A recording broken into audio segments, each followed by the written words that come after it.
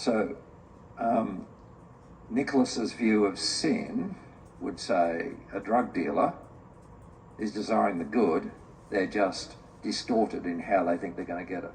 Yeah, I mean, the distortion can be very great indeed. You can become fixated by way of cruelty, but ultimately you desire, if even only in the trivial sense, that which is good for me, that which gives me pleasure.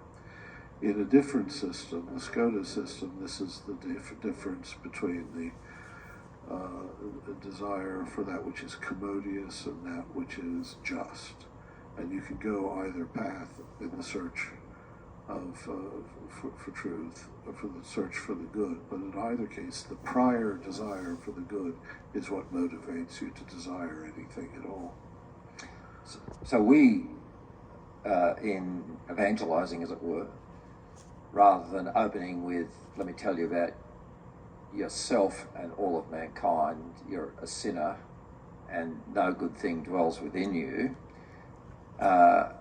we would say, let me tell you about yourself. You're made in the image of God.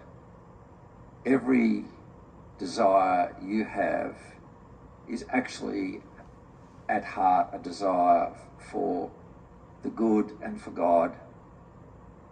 You may well be taking wrong pathways to that. You may well be ignorant of it, but in you loving others and in you loving that tree and in you loving music, you don't know it, but you're reaching for the good, and the good is God, which St. Augustine would have said the same thing, I think, in De Trinitate. Yeah, he would have.